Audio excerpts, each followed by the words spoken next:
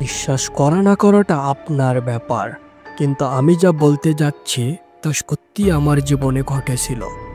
রমজান মাসের শেষের দিকে একটা এমন রাত যেটা বলে যাওয়া অসম্ভব।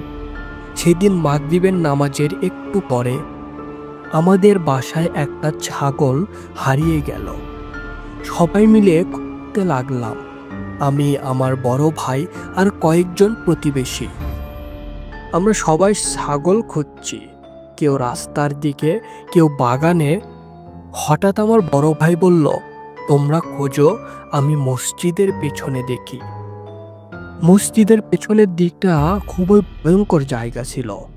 ওখানে একটা পুরনো কবরস্থান ছিল, চারপাশের বড় বড় গাছ, আর বাতাসে এক ধরনের ভারী দম বন্ধ করা গন্ধ। ও একাই ওই দিকটায় চলে গেল। 5 মিনিট, 10 মিনিট কেটে গেল। তারপর হঠাৎ দেখি সে ফিরে আসছে, কিন্তু ওর মুখ একদম ফ্যাকাশে, চোখে অদ্ভুত ভয়।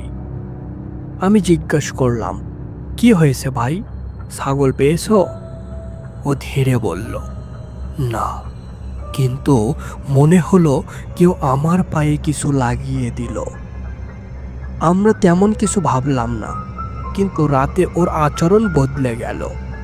ও বারবার বলছিল, আমার গায়ে কিছু আছে, এটা আমাকে ছাড়ছে না। তারপর হঠাৎ ওর চোখ বড় হয়ে গেল, আর গলা দিয়ে এক অচেনা কণ্ঠ বের হলো, এটা আমার জায়গা, ওকে আমি ছাড়ব না।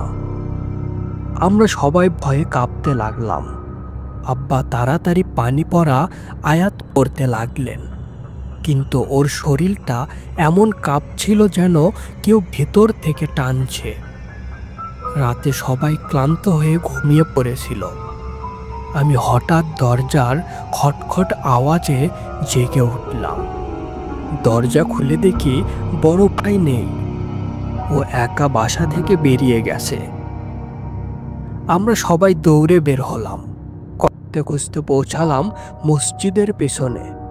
চাঁদের আলোয় দেখা গেল ওখানে কেউ নেই, শুধু বাতাসে নড়ছে গাছের ডাল আর একটা কবরের পাশে তাজা কাদার দাগ।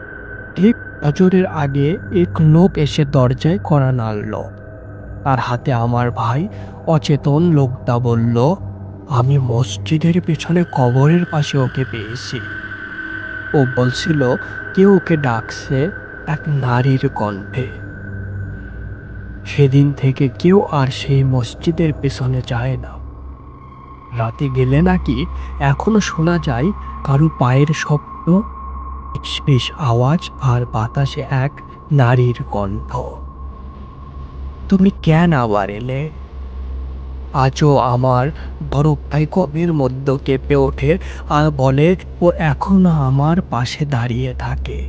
আপনি বিশ্বাস করবেন কিনা সেটা আপনার ব্যাপার, কিন্তু যদি এই গল্প শুনে আপনার বুকেও কাঁপুনি আসে, তাহলে সাবস্ক্রাইব করবেন এখনই, কারণ পরের গল্পটা আমি বলবো সেই কবরস্থানের ঝিংটার কণ্ঠে।